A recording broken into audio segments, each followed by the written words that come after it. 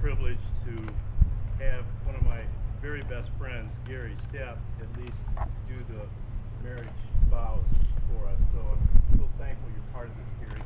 I just want to say thank you to all of you for being here, for being such good friends, great family.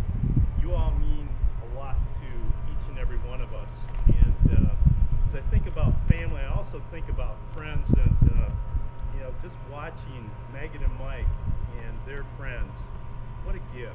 I mean, friendship is truly a gift from God. And if you can have that in the midst of family, that's a double blessing. And so thank you all for being here and being part of this today. And I hope we have a great time together. I want to say thank you to Tony and Jim who are sitting on the deck back there watching us.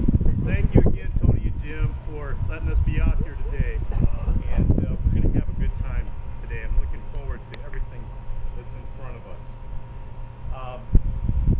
There are so many things I could share with you, but if you're like me and you got a little bit of hair up on top, you're risking it being out here more than half an hour. So we're going to keep this but I remember all kinds of things being a father, and I remember my mother telling me, one of these days, John, you will understand. And she's right. Mom, I hate to admit that, right? You're right. There comes a time when you begin to realize that there is nothing that matters more than life than one another. Despite all of the hardships, all of the things that we may endure, it's being able to endure what faces us that teaches us what love is all about. Out of the Song of Songs, the writer is sharing and telling us, trying to give us some clue as to this passion that they possess for another individual. What's really interesting about the Song of Songs, that particular passage, is if you look at the whole book, you read through it and it's like the X-rated book in the Bible.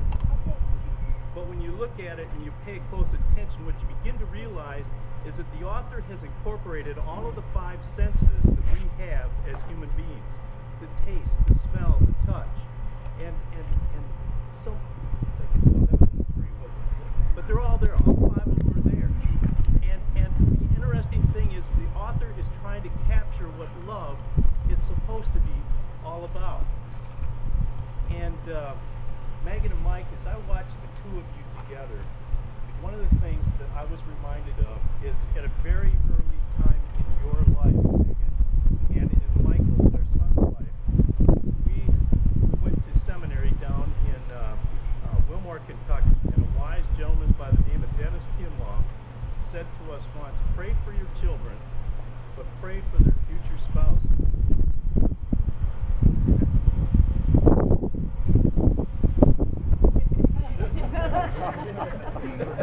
I obviously didn't pray hard enough.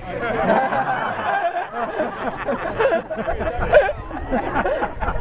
I love this guy, and I got to tell you, there were a couple of confirmations. I knew when I met him that it was right. I knew that in my heart. But when I found out that his full name was Michael Scott Gilger, God has a way of reminding us subtly that an answer to prayer is upon us.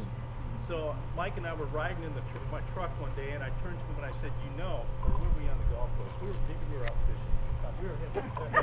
But anyways, we were in a good spot, and I turned to him and I said, Mike, you're an answer to prayer. And it's true.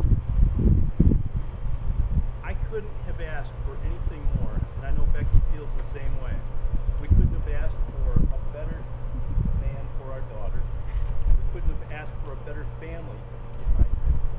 And we're so thankful for the relationships that I know are unfolding, and they're just going to get better from here on out. And I hope, in the midst of all of this, as the writer of Song of Songs says, that you incorporate all your 5 senses, that your love actually cannot be contained by those 5 senses, that it overwhelms you and reminds you and holds you fast, no matter what life brings to you, because you will face hardship, you will face indecision, you will go through arguments, you will get to points where you don't like each other. I promise you that. What I will also promise you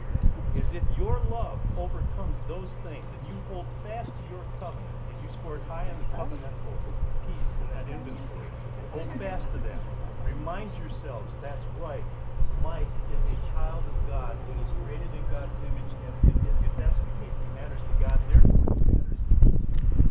Mike. If she's a child of God created in God's image, and is important to God, she's got to be important to you too, even when you don't like each other. And the great thing is even in the midst of that, when you realize that you're at loggerheads and you can't get it right, if you work through it and make it work, you will come out and see a better day, and you will renew your covenant.